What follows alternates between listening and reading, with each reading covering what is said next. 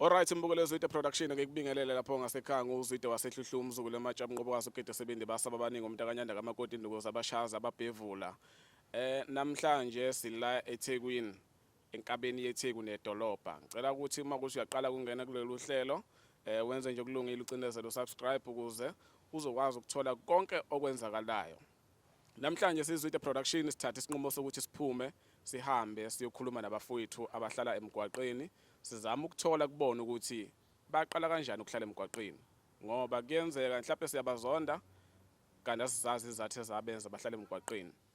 So kuhle ukuthi singaqageli asihambe sishona kubona ngqo sikhulume nabo basilandise ukuthi kwenzakalani. Mfowethu uyaphila? Ngiyaphila. Nazo mfowethu ngathi ukunyusa ivoice right? Ya ngilight. Nazo mina nguzwida wasehluhlweni abakubiza ngobani? Lamasani kamalabo. Lamasani? Ya Lamasani. Uyathetha uyakhuluma? Hayi language yami Swahili. Swahili. Elakiphi ilizwe? Tanzania. Tanzania. Yeah. Oh. So ufike nini la eSouth Africa? La ngifike senginawa nyaka u5. Uneminyaka years. Une 5 years. Yeah. Ngesikhathi ufika la eThekwini wafika uzosebenza noma wafika nje uzohlala emgwaqeni? Hayi ngiqalile thunga icathulo nje eqaqweni. Itafula nje ngiyalungisa izinto ngidayisa ukwayi thunga icathulo ishomeka. Yeah. So ekugcineni yini esikuphazamisa yagcina sikwenza ukuthi uye ukuthunga icathulo? Hayi ngiyacoshwa lapha na itafula lami mfethu iMetropolis iParliament yanginayo ukudayisela yabo itafula manje ngiyacoshwa lapha ngiyaqala ukucosha amakaliboti manje into injalo. Yeah. Ngiyashuleka ukhokha ilendi phakathi. Yeah.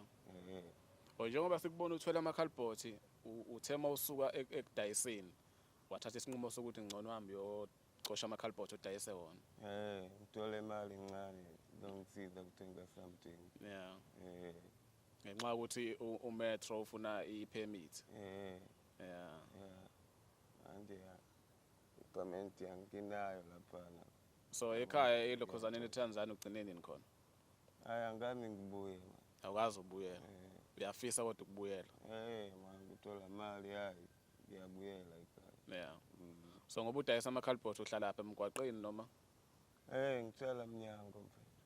Workshop la ungale to the Victoria. Oh eduze neVictoria. Magnethi imvula nje niye nibhekane naziphi izimo? Hayi inkinga mfethu. Siyambatha plastic into enjalo. Yeah. Yeah. So mangathiwa mhlawumbe ukhuluma nabanye abafowethu bangakini uzokhuluma nje isiZulu ngoba basazi abangakahlala emgwaqeni ungathi mhlawumbe baqaphele iziphi izinto engagcina sebafaka emgwaqeni? Hayi bona phela mangikhuluma nabo mfethu hayi abawazi kunisiza lutho. Uthi hayi mfethu uzoyibonela bantshela into enjalo. Yeah. Bathi uzoyibonela. Yebo. So ukubhema uyabhema noma because kuthiwa akubona bonke abantu kodwa ngakukhulumeli ukubhema uyabhema? Kantini ngiyayibhema mfethu. Ama-drugs?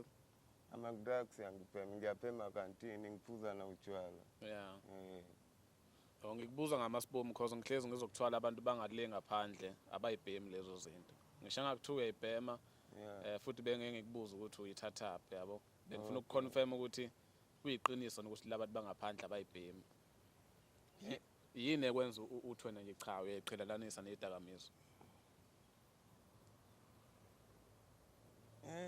Yini ekwenza ungawabhema ama-drugs?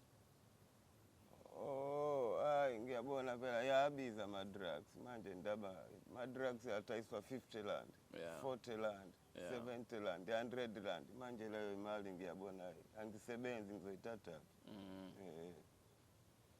Hayi kezwakala. Mbukelo wezwide production mhlamba ke sithole omunye esizokhuluma naye singagcini ngomfowethu kuphela angifuni ukumkinya asibambe.